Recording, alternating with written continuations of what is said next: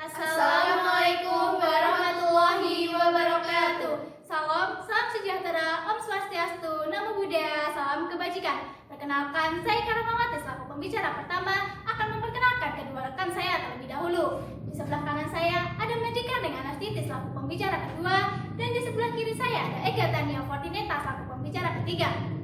Yang mulia Dewan Juri yang terhormat, saya selaku pembicara pertama berpihak sebagai pro dalam mosi perdebatan kali ini mengenai politik hukum Islam dalam major bank syariah Indonesia. Kepemilikan usaha bank dapat beralih kepada pihak lain melalui penyatuan usaha bank dalam memperkuat dirinya guna mewujudkan sistem perbankan yang lebih sehat, efisien, dan memiliki daya saing di era globalisasi dan perdagangan bebas. Sudah 1 tahun lamanya Indonesia berperang melawan virus corona. Tidak hanya sektor kesehatan, tetapi virus corona juga berdampak pada perekonomian Indonesia.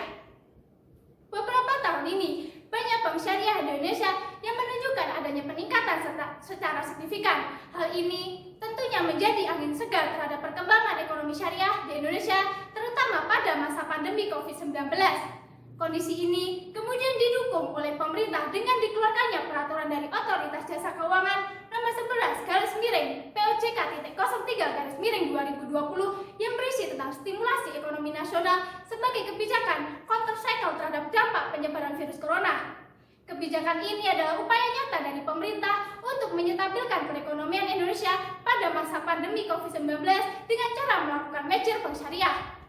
Yang mulia Dewan Juri yang terhormat, pada tanggal 1 Februari 2021, Bank Syariah Indonesia resmi beroperasi sebagai entitas baru, yang mana Bank Syariah Indonesia adalah hasil dari merger Bank BUMN Syariah, yaitu Bank Mandiri Syariah, BNI Syariah, dan BRI Syariah.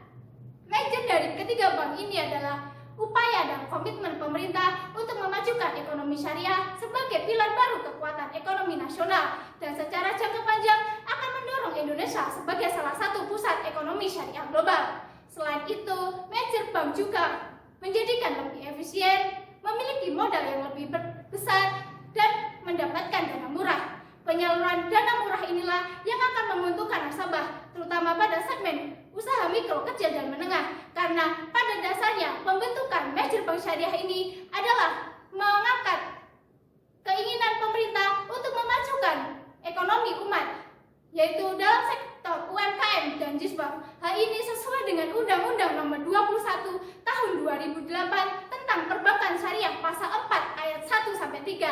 Sekian dari saya, terima kasih. Yang mulia Dewan Juri yang terhormat, saya selaku pembicara kedua yang berpihak sebagai pembicara kontra, yakni dalam perdebatan mosi politik hukum Islam dalam merger Bank Syariah Indonesia, bahwa dalam pasal 126 ayat 1 Undang-Undang Nomor 40 Tahun 2007 tentang perseroan terbatas, yang mana penggabungan tidak dapat dilaksanakan apabila merugikan salah satu pihak, antara lain pada pihak karyawan. Dan hal ini juga berkaitan dengan merger bank harus memperhatikan Undang-Undang Nomor 13 Tahun 2003 tentang ketenagakerjaan dan berkaitan dengan hak pada karyawan. Pada opsi merger bank memiliki pangsa pasar yang berbeda-beda, maka dari itu akan berdampak pada ketenagakerjaan yang berujung pada pengangguran. Dewan Juri yang terhormat, merger bank juga harus memperhatikan pemegang saham minoritas untuk menjual sahamnya kepada bank dengan harga yang wajar. Namun pada prinsipnya terdapat akibat hukum merger bank, antara lain pemegang saham dan aktiva maupun pasifa bank yang melakukan merger berdasarkan pasal 122 ayat 2 dan ayat 3 Undang-Undang Nomor 5 Tahun 2007. Undang-Undang Nomor 20 Tahun 2007 bahwa perusahaan yang menggabungkan diri berakhir karena hukum yang dilakukan tanpa likuidasi terlebih dahulu. Dewan Juri yang terhormat, merger tiga bank syariah BUMN di Indonesia terdapat isu monopoli. Dalam kegiatan perusahaan terdapat dalam Undang-Undang Nomor 5 Tahun 2000, Undang-Undang Nomor 5 Tahun 1999 tentang larangan praktek monopoli dan persaingan usaha secara tidak sehat. Ada juga pasal 17 ayat 1 dan ayat 2 dan juga pasal 28 ayat 1 dan adanya larangan praktek monopoli dalam Quran Surat Al-Hajj ayat 25. Dewan Juri yang terhormat, dalam sudut pandang politik hukum, ketentuan pasal 50 Undang-Undang Peradilan Agama tersebut menegaskan adanya tarik-menarik kepentingan antara pengadilan agama dengan pengadilan umum dalam hal penyelesaian sengketa ekonomi syariah. Dalam hal ini perbankan syariah. Sebab penyelesaian sengketa hak milik antara subjek hukum non-muslim harus diselesaikan di pengadilan terlebih dahulu, walaupun objeknya sengketa berada di ranah ekonomi syariah. Saya sebagai pembicara kedua yang berpihak sebagai pembicara kontra, yakni dalam mosi perdebatan politik hukum Islam dalam Majelis Bank Syariah Indonesia. Sekian dan terima kasih. Fit Justice Spirit Mundus. Meskipun dunia runtuh, keadilan harus tetap ditegakkan. Yang mulia Dewan Juri yang terhormat, izinkanlah saya selaku pembicara ketiga sebagai pihak pro memaparkan argumen terkait mosi perdebatan politik hukum Islam dalam Majelis Bank Syariah Indonesia.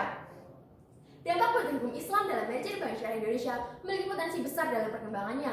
Mengingat bahwa Indonesia merupakan negara dengan mayoritas penduduk beragama Islam, bahkan merupakan negara dengan umat Islam terbanyak di dunia menurut data PEB Tempatan Global Religious Future Project.